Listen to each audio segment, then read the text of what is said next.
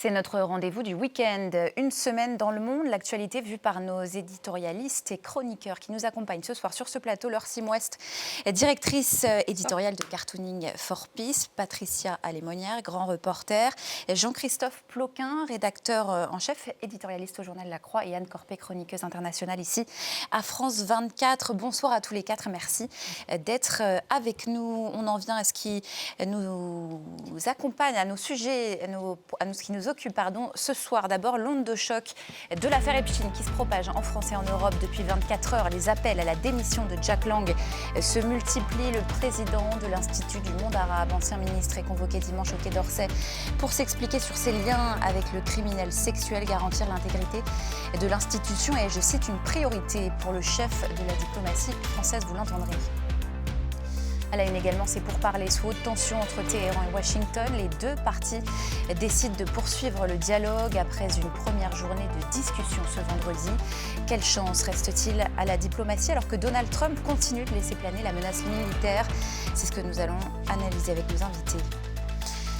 Les efforts diplomatiques qui se poursuivent aussi entre Russes, Ukrainiens et Américains. L'Ukraine annonce de nouveau pourparlers après 2 jours de discussions sans avancée majeure à Abu Dhabi. Ce vendredi, un responsable militaire russe a été blessé à Moscou. Sergueï Lavrov accuse Kiev de vouloir faire capoter les négociations. Jusqu'où iront les secousses de l'affaire Epstein en France comme dans le reste du monde? Depuis une semaine, la publication par la justice américaine de près de 3 millions de nouveaux documents agit comme une onde de choc, des dossiers qui révèlent les liens du criminel sexuel avec de nombreuses personnalités du vieux continent. En France, pour l'instant, c'est un nom qui est à la une, celui de Jack Lang, qui va devoir s'expliquer. À la demande de Matignon, le président de l'Institut du monde arabe sera convoqué donc dimanche par le Quai d'Orsay. Lui se dit blanc comme neige. Je vous propose d'écouter tour à tour Jack Lang et Jean-Noël Barrot. Est plus solide que jamais. Lima, aujourd'hui, est reconnu en France, dans le monde. J'ai reçu d'ailleurs, depuis toutes ces histoires, des milliers de messages venant des pays arabes, de France et d'ailleurs. Croyez-moi, la confiance dans le président de Lima est totale. Je veux d'abord évoquer les Epstein Files plus généralement en indiquant que les premiers éléments qui ressortent de ces dossiers sont inédits et d'une extrême gravité. Ils exigent un travail d'enquête rigoureux et approfondi. Travail qu'il appartient à des tribunaux judiciaires de mener, pas à des tribunaux médiatiques. Ma priorité, c'est évidemment de garantir le bon fonctionnement, la continuité et l'intégrité de l'Institut du monde arabe. C'est pourquoi j'ai convoqué son président afin qu'il rende des comptes sur les éléments qui le concernent. Il sera reçu dimanche dès son retour à Paris et je me réserve, s'agissant de la poursuite de son mandat, toutes les options. Le départ de Jack Lang de Lima, qui est souhaité, on le sait, au sommet de l'État français. Et pourtant, il ne pourra pas se faire contre l'avis des pays arabes membres du conseil d'administration de Lima. On l'a entendu ce soir, Jean-Noël Barrot qui s'exprimait s'agissant de la poursuite de son mandat. Je me réserve toutes les options dans ce contexte. Jean-Christophe Ploquin, que peut-on attendre de cette convocation dimanche ? Certainement des éclaircissements, mais je pense que on voit bien la façon dont fonctionne, au-delà du cas Jack Lang, dont fonctionnent un peu les Epstein Files, c'est-à-dire que ce soit en France, que ce soit au Royaume-Uni, que ce soit en Norvège, cette façon qu'a procédé le ministère de la Justice américaine de, vous avez dit publier, c'est vrai, mais c'est surtout de balancer. Vous voyez, des millions de documents en contribuant finalement à semer le trouble et la suspicion à travers le monde. C'est aussi une façon, ce qui me frappe énormément, c'est que la principale personnalité mondiale qui devrait être aujourd'hui vraiment en situation, en difficulté, c'est quand même Donald Trump. Et donc là, la stratégie de l'administration Trump contribue à perturber finalement énormément de pays. En ce qui concerne Jack Lang, je pense que c'est effectivement, ce sera à la justice très vraisemblablement d'enquêter. Sa position est certainement fragile politiquement, ses soutiens, c'est une personnalité qui est proche du Parti socialiste, et donc ses soutiens viennent du Parti socialiste. Il avait été reconduit pour son dernier mandat, le mandat actuel. Il avait été reconduit contre la candidature de Jean-Yves Le Drian, qui était quand même un poids lourd aussi de la Macronie, et donc ça avait été quand même une lutte assez dure entre ces deux grandes personnalités. Voilà, donc aujourd'hui, certainement, sa position est fragilisée. Moi, je n'ai pas connaissance des files, justement, et des éléments très concrets qui lui sont reprochés. On voit que ça le concerne lui et ça concerne aussi sa fille Caroline. Il y a un ensemble, elle a démissionné. Voilà, il y a un ensemble de faits concordants. Et quant à la réputation, effectivement, de l'Institut du monde arabe, c'est évidemment un sujet à prendre en compte. Et il est tout à fait compréhensible que Jean-Noël Barrot le prenne en considération, et plus largement la présidence de la République, Emmanuel Macron. Mais c'est vrai que Jack Lang a noué des contacts partout dans le monde arabe depuis des années et des années. Donc voilà, quel est l'impact des files dans le monde arabe? J'avoue, c'est trop tôt pour le dire. Jusqu'où peut aller l'exécutif concrètement quand le sort du président de Lima ne se joue pas seulement à Paris, mais justement aussi dans les capitales arabes, Patricia Lemoine? Alors, il faut savoir que la nomination du président du monde arabe de Lima. Oui, voilà, de Lima, est faite de la façon suivante. Elle se fait sur proposition du président de la République et du ministère des Affaires étrangères. Après, ils font une proposition, et après, c'est le comité directeur de cet institut, qui est en gros une société de droit privé, pratiquement, qui se prononce. Mais donc, quand même, le ministère des Affaires étrangères et le président ont quand même un rôle majeur dans cette nomination, parce qu'ils peuvent décider, ils peuvent proposer d'autres noms, et après, le comité directeur bien se prononce. Alors là, moi, ce que je note une chose, c'est qu'au Royaume-Uni, on n'a pas attendu une enquête. Au Royaume-Uni, Mandelson, dégagé, et d'autres vont suivre. Le Premier ministre est en difficulté par cette simple affaire, par le fait qu'il ait simplement nommé ce monsieur comme ambassadeur. Il est en difficulté au sein même de son gouvernement. Est-ce que nous, en France, le président ou le ministre des Affaires étrangères est en difficulté? Non. Est-ce que, par dignité, Jack Lang décide de démissionner ou de demander sa suspension?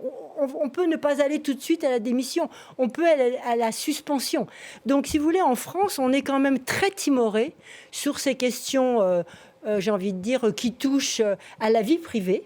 Mais là, qui en l'occurrence touche... Du pénal, oui, et là, c'est du pénal, et ça touche à la vie de l'État, parce que l'Institut du monde arabe, c'est le représentant de la France dans le monde arabe. Donc je trouve que notre prudence actuelle m'interroge. Il y a justement cette image, celle de Jack Lang, photographiée avec Jeffrey Epstein devant la pyramide. 6 mois avant son... Voilà, en mars 2019. Et puis ce même jour, c'est cet échange entre Epstein et Steve Bannon, alors ex-conseiller de Donald Trump, dans lequel le criminel sexuel Jeffrey Epstein se vante de ses liens avec les ministres, donc ce qu'il présente comme des figures de l'élite. Anne Corpé, ce que ça révèle aussi, c'est la preuve d'un homme au cœur de tous les pouvoirs. C'est un système sans frontières. Ah oui, son réseau va bien au-delà des cercles pédophiles qui ont intéressé au premier chef tout le monde, puisqu'il y a quand même, il faut toujours ne jamais omettre de souligner l'existence de centaines de jeunes filles, d'enfants abusés. Mais ça va bien au-delà, parce que le réseau de Epstein, c'est un réseau tissé dans toutes les hautes sphères financières, la tech, les familles royales, les élites politiques. Et pourquoi faire? Alors, dans le cas de Mandelson qu'évoquait Patricia, il a clairement, donc l'ancien ambassadeur de Washington, lorsqu'il était secrétaire au commerce, a transmis à Jeffrey Epstein des informations confidentielles de nature à influencer les marchés, et ça a permis sans doute à Jeffrey Epstein de gagner beaucoup d'argent et d'en faire gagner à ses clients, parce que c'est aussi c'était aussi un conseiller financier de haut vol. Dans d'autres cas, il avait une facilité incroyable pour soutirer des informations, des détails sur la vie intime des gens avec lesquels il était en relation. On le voit avoir des échanges limite graveleux avec un certain nombre d'entre eux. On sait qu'il avait truffé son île où il se livrait à ses actes sexuels criminels, qu'il avait truffé ses chambres de caméras. Et la grande question, c'est... Et qu'il collectait qu'il collectait toutes ces données sur toutes ces personnes issues de toutes les sphères d'influence. La grande question, c'est pourquoi faire ? Bon, sans doute pour exercer des pressions. Et je rappelle une fois de plus cet excellent et édifiant article sorti par le Desk Russie, qui est une publication spécialisée sur l'ère post-soviétique en juillet 2025, qui détaillait les liens tissés par Jeffrey Epstein avec les plus hautes sphères à Moscou depuis des années, qui racontait comment des jeunes filles russes étaient accueillies par Jeffrey Epstein, non pas pour les envoyer se prostituer dans son île, mais pour aller travailler dans les hautes sphères de la tech dans la Silicon Valley, lieu qui intéresse au plus grand chef le FSB. Et voilà, moi, ce qu'on attend de savoir, c'est si des preuves émergent sur le fait que toutes ces informations collectées sont-elles arrivées ou non jusqu'au Kremlin, et dans ce cas, eh bien, toute cette affaire prendra une allure beaucoup plus sinistre. Mais déjà, le centre de gravité, pourrait-on dire, de cette affaire Jeffrey Epstein a été déplacé. On n'est plus seulement dans un scandale américain, là c'est un scandale européen et même mondial, scandale français, comme on le voit ici en France. Oui, moi c'est ce qui me frappe, c'est que je pense que le cœur du scandale, il est quand même aux États-Unis, et que la méthode utilisée fait que c'est un scandale de par les relations de Epstein, c'est un scandale qui se répand dans le monde entier, parce que effectivement, comme ça a été décrit, c'était un homme d'influence, et un homme d'influence de très haut niveau, de très haut vol, et qui finalement utilisait son influence à des fins vraisemblablement de déstabilisation. Donc, mais voilà, c'est quand même le cœur de son activité, c'est les États-Unis. Et moi, je dirais, c'est d'abord là-bas que j'aimerais avoir des détails sur finalement les retombées de l'affaire.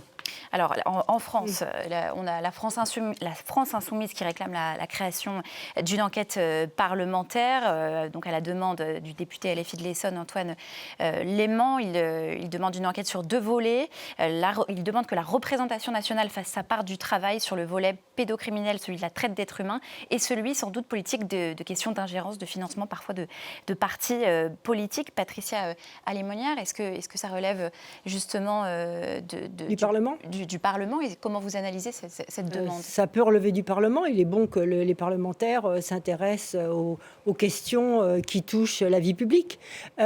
Mais ce que j'ai envie de dire, c'est que, et pour poursuivre ce qui a été dit, c'est que cet homme, en France, en Grande-Bretagne, en Norvège, en Italie, partout, est intervenu à 3 niveaux.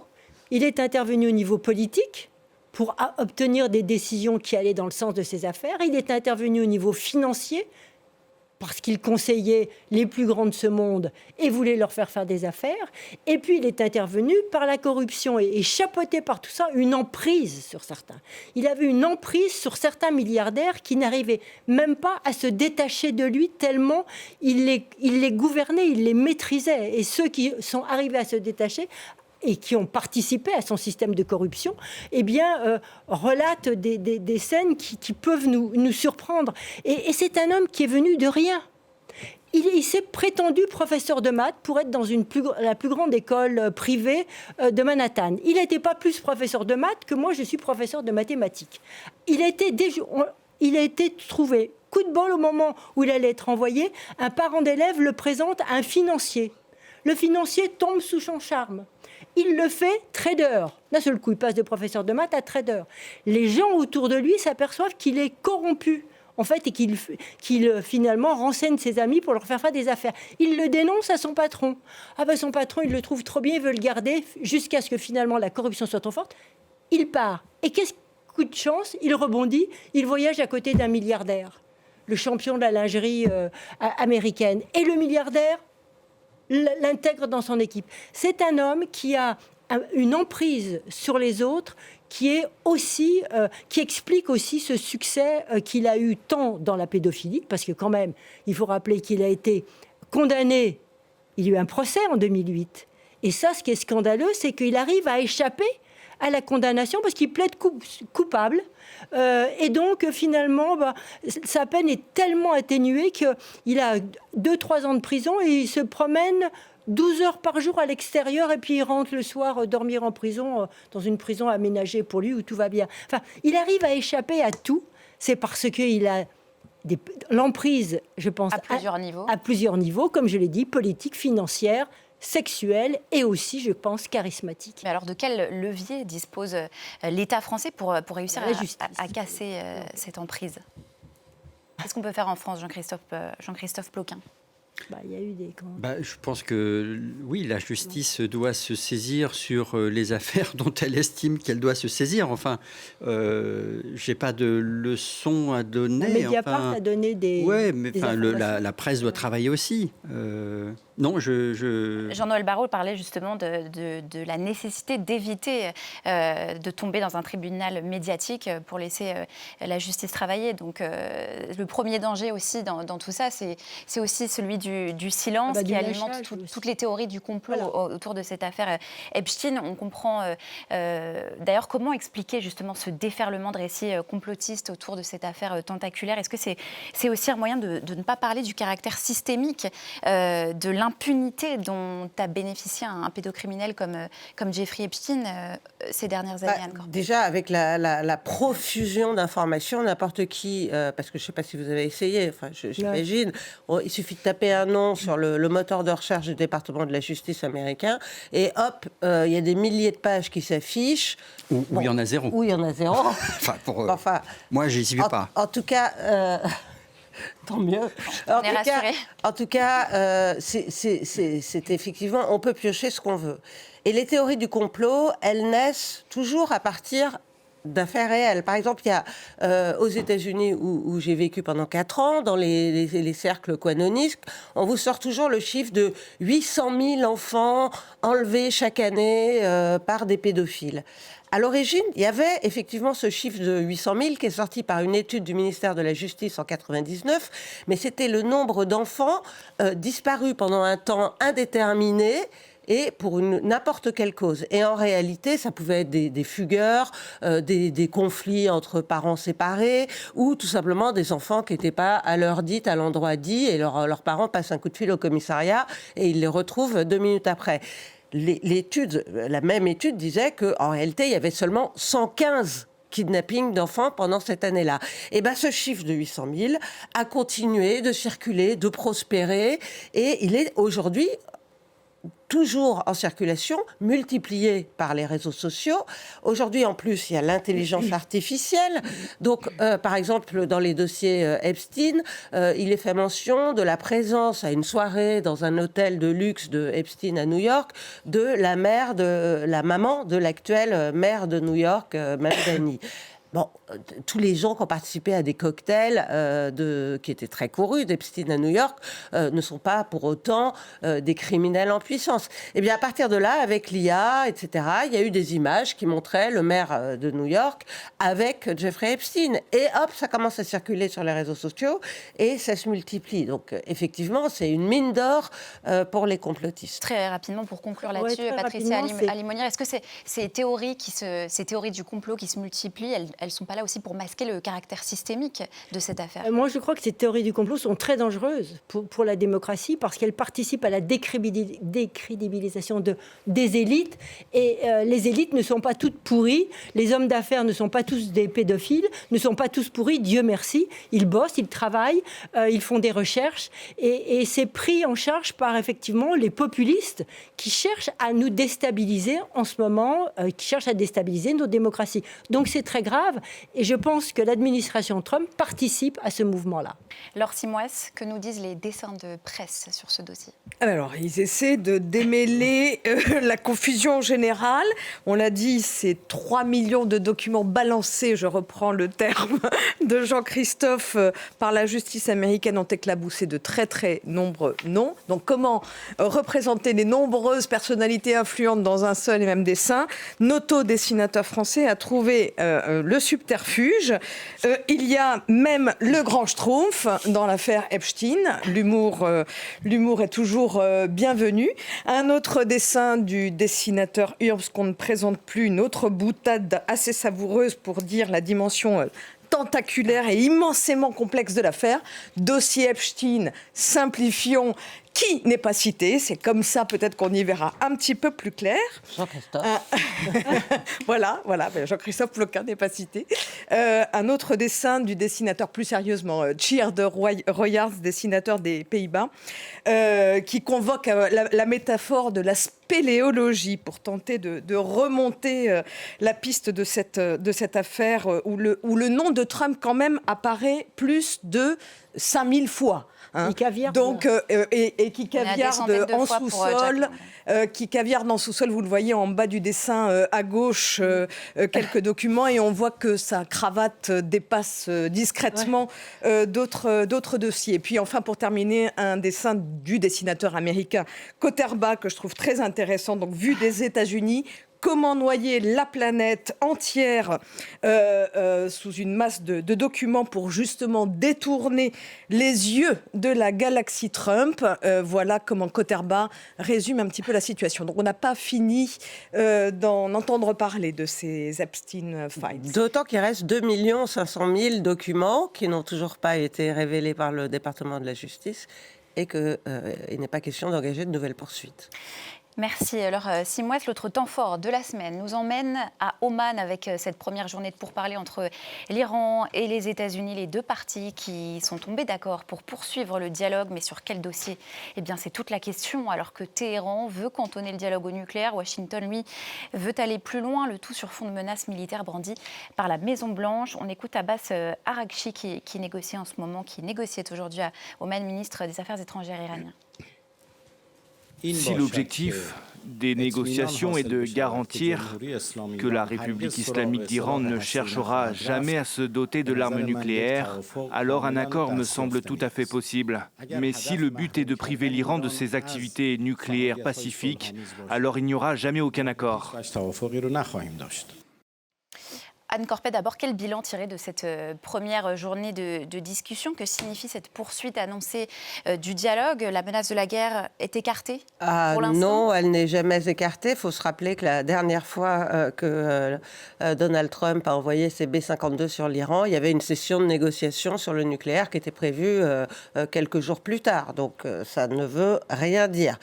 On peut estimer quand même que ça éloigne un petit peu cette perspective parce que les alliés de Donald Trump dans le Golfe ne veulent pas de cette intervention militaire et font pression sur le président américain pour l'en empêcher. Ils font pression aussi sur l'Iran pour qu'il fasse des concessions.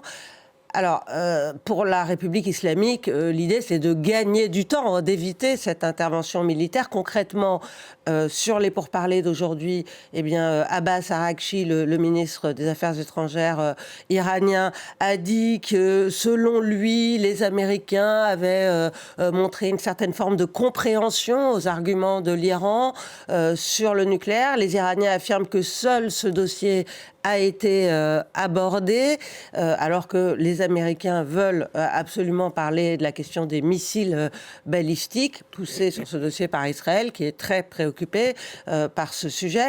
Ils veulent aussi discuter de l'influence de l'Iran dans le Golfe. Notamment, ils voudraient obtenir de la République islamique qu'elle pousse le Hezbollah et le Hamas à déposer les armes. Là-dessus, l'Iran, pour l'instant, refuse de discuter, en tout cas refuse de mettre fin à son programme balistique. C'est pour les Mollahs une question de sécurité nationale. Donc je dirais que concrètement, le seul fait que ces discussions aient lieu, c'est bien, ça permet de gagner du temps, d'éviter la guerre pour le moment, même si ça ne garantit pas l'absence d'intervention américaine. Mais sur le fond, les négociations sur le nucléaire, il faut des experts. Et ça prend du temps. Le JCPOA a mis des années pour être négocié. Les Européens avaient joué un rôle crucial, les Français en particulier. Là, on a Jared Kushner et Steve Witkoff qui sont loin mais vraiment loin d'être des experts dans ces questions qui impliquent des discussions extrêmement techniques sur le nombre de centrifugeuses, sur l'enrichissement, etc. Donc on est vraiment à un tout début et on sait que l'administration Trump, et Trump en particulier, n'est pas fanat des discussions qui s'étirent en longueur. Alors Washington qui impose ce soir des nouvelles sanctions pétrolières contre l'Iran peu après l'annonce de la fin de la poursuite de ces discussions, c'est un moyen de maintenir la pression, Patricia Limonière? Oui, enfin, c'est un moyen de maintenir la pression, vous avez raison. L'Europe aussi a annoncé aujourd'hui qu'il allait y avoir aussi de nouvelles de sanctions prises à l'avenir vis-à-vis de l'Iran. Mais je crois que c'est intéressant ce qui s'est passé aujourd'hui, parce que en fait, les Américains ont cédé aux Iraniens. Les Iraniens, qu'est-ce qu'ils voulaient? Ils voulaient que la négociation se fasse à Oman, et à leurs conditions qu'on parle du nucléaire. Les Américains, avec les Turcs, les Égyptiens et les Qataris, voulaient que ça se passe en Turquie, avec ces 3 pays intégrés dans le cercle de discussion. Et que l'on parle des dossiers dont a parlé Anne, c'est-à-dire effectivement les proxys de la région, les missiles balistiques et le nucléaire. Et là, apparemment, on n'a parlé que du nucléaire, en tout cas c'est ce que les Iraniens affirment. Et je crois surtout que tout ça, c'est effectivement, chacun a gagné de son côté. Les Iraniens ont gagné du temps, parce qu'ils se trouvent face à des négociateurs qui connaissent rien, ou presque rien, au dossier. Ils ont gagné du temps, ils ont repoussé pour, je ne sais pas, une frappe hypothétique. Et quant aux Américains, ils peuvent dire on a gagné, regardez, on a engagé des négociations. Et c'est ce qu'a dit toujours Trump, moi je veux les faire plier, donc ma force, mon armada les a conduits à venir nous rencontrer, etc. Donc c'est un jeu de dupes. Mais qu'est-ce que les deux y gagnent? Ils y gagnent du temps. Parce que je crois que l'Iran veut garder le régime, et donc toute négociation lui permet de garder le régime intact.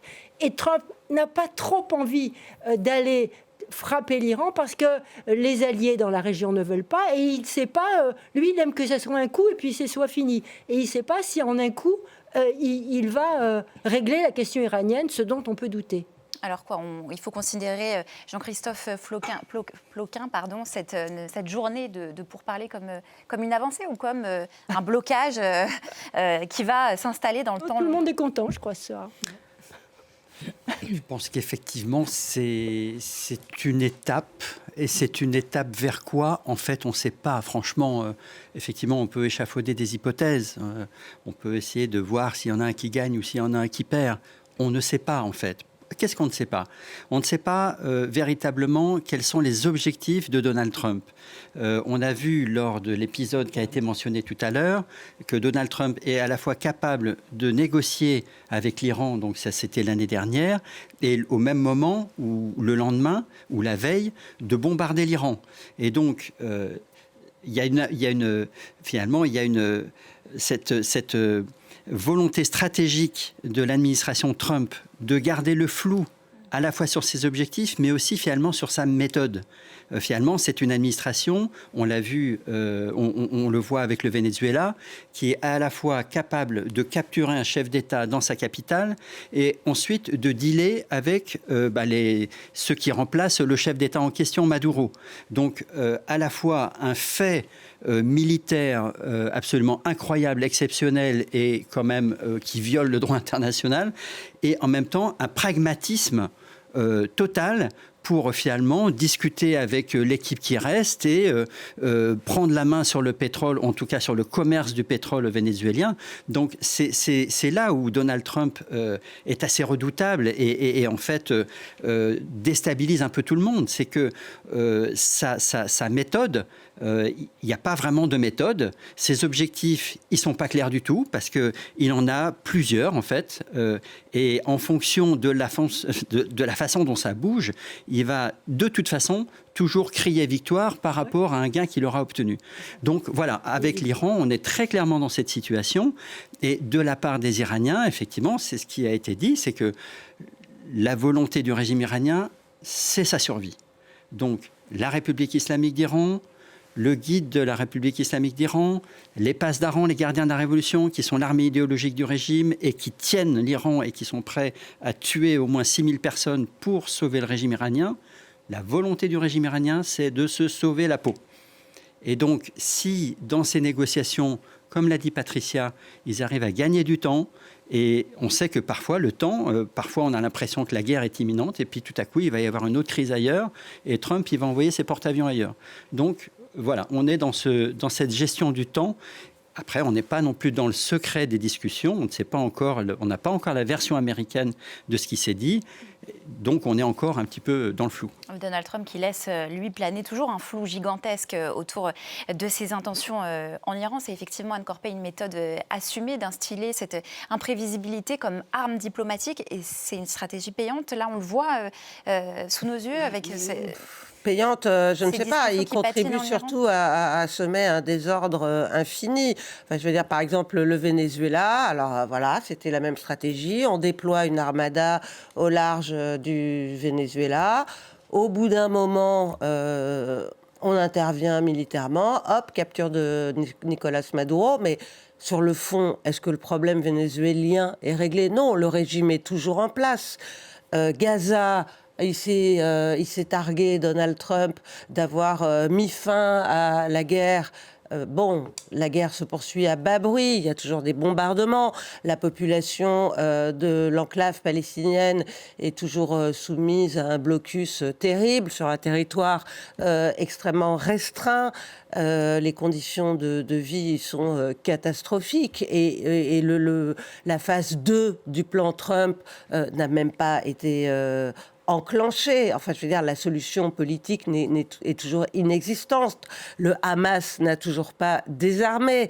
Donc, je ne crois pas que sa stratégie, pour l'instant, ait fait les preuves de son efficacité. En gros, bien souvent, il sème la zizanie, il répare un peu, et après, il dit « super, j'ai gagné ». Bon. On n'avance pas beaucoup avec Donald Trump. Le grand oublié de ce premier round de pourparlers, c'est le peuple iranien. On n'en a pas parlé à aucun moment, et on en a fait mention lors de cette première salle de discussion. On espérait que ça serait la fameuse clause qui arriverait après les missiles et les proxys dans la région, que ça serait... le peuple iranien, la libération de tous les détenus qui se comptent par dizaines de milliers. Donc ça, on en parle, c'est passé totalement par pertes et profits. Ce qui est intéressant, j'ai envie de dire, ce qui se passe aujourd'hui en Iran, ce qui est intéressant, outre le fait qu'on a vu, il y a toujours des petits mouvements. Dans les universités, les étudiants en médecine ont grondé dans la semaine dernière pour demander qu'on libère les médecins qui avaient été arrêtés parce qu'ils avaient soigné certains dans les maisons et dans les appartements. Donc, il y a toujours une effervescence. Mais l'effervescence, on peut le voir aussi avec les images de la rue, la vie a repris. Et sur cette vie qui reprend, qu'est-ce que fait le régime? Il les abreuve d'images, parce que la guerre des images en Iran est faite par le régime. Il les abreuve d'images de missiles, de porte-avions Lincoln qui explosent, de parlements regroupés pour dire mort à l'Amérique. Enfin, il y a toute une intoxication vis-à-vis du peuple pour leur dire on tient et vous n'allez plus ressortir parce qu'on est fort. Et là, si vous voulez, les regards se tournent maintenant vers les 40 jours, parce que vous savez qu'après, en Iran, au bout de 40 jours, après la mort de quelqu'un, c'est le temps d'un recueillement, j'ai envie de dire, qui donne souvent lieu à une sortie au cimetière, etc., et qui peut donner lieu à des manifestations.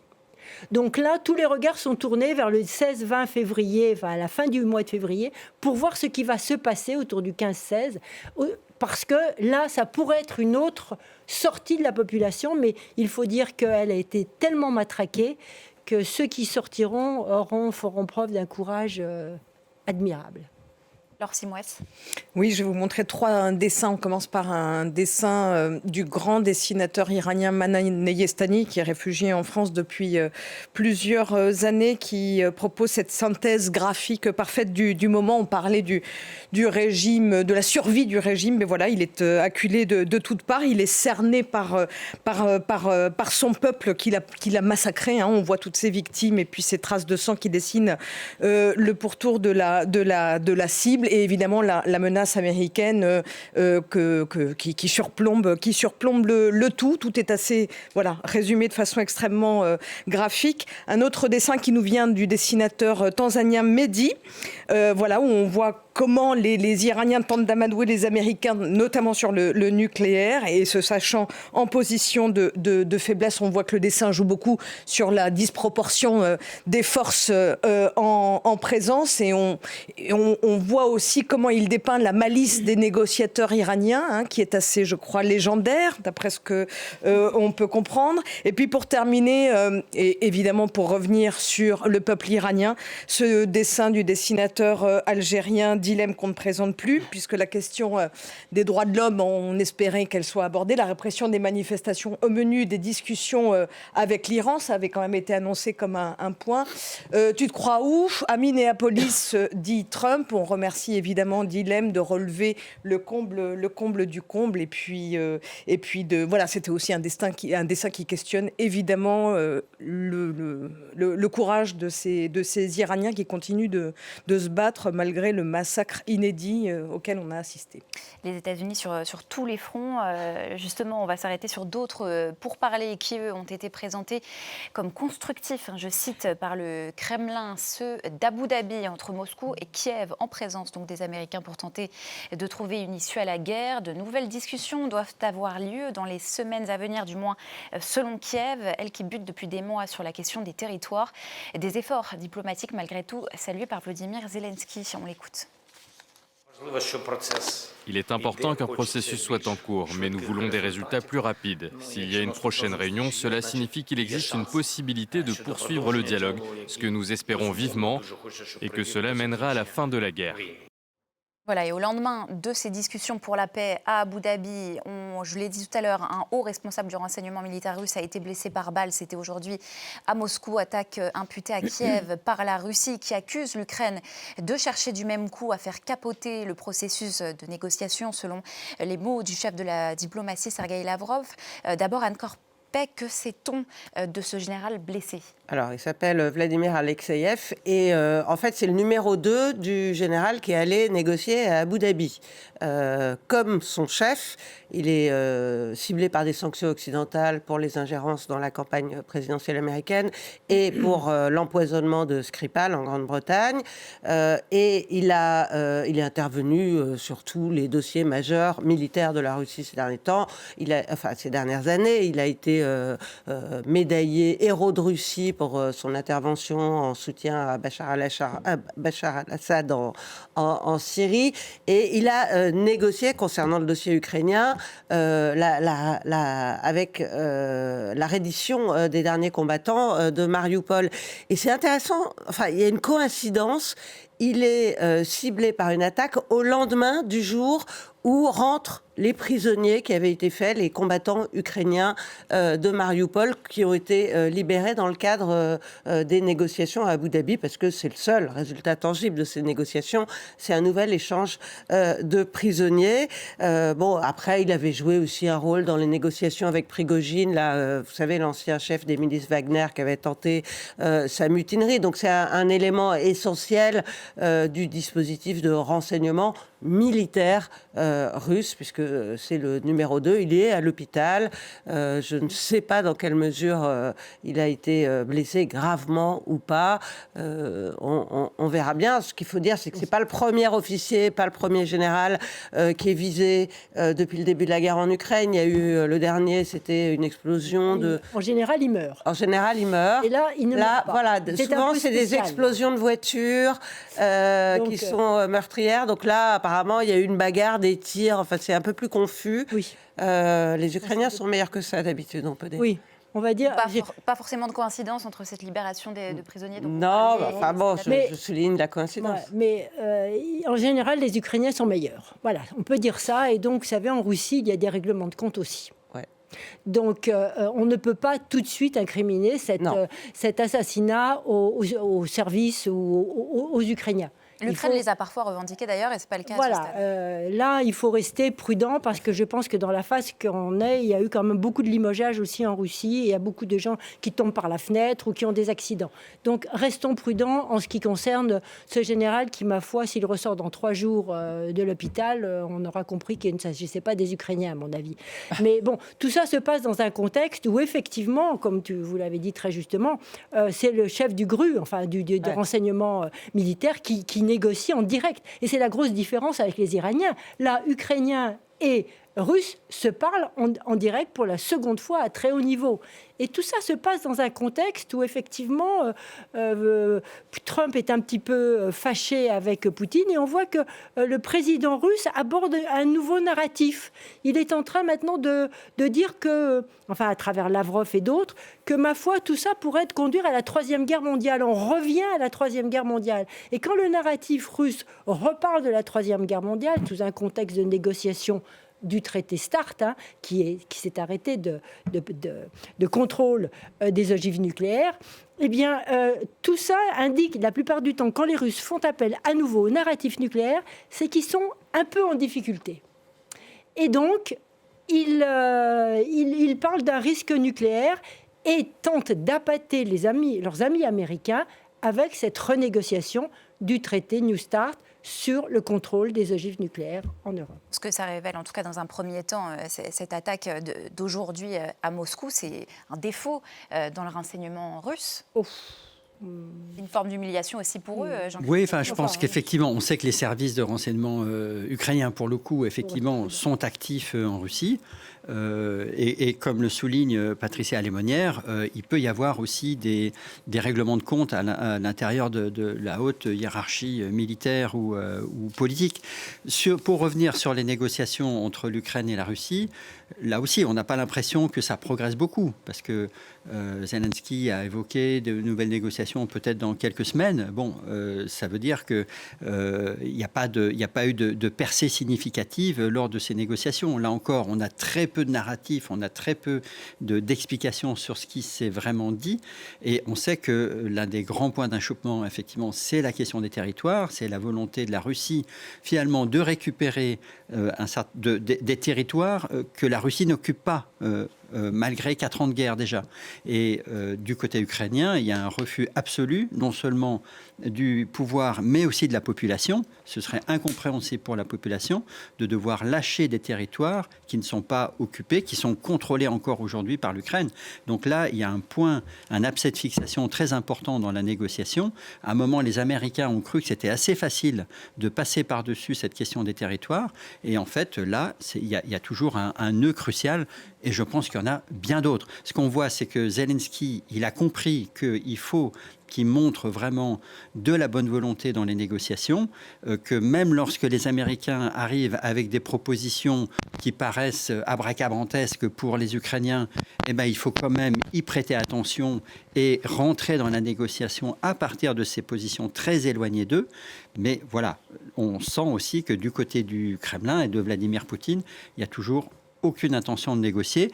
Il y a un petit truc à relever, mais alors c'est très difficile de savoir la signification qu'il faut lui donner. C'est aujourd'hui ou hier, il y a une délégation de l'OSCE, donc l'Organisation pour la sécurité et la coopération en Europe, qui est arrivée à Moscou, qui a rencontré des hauts responsables.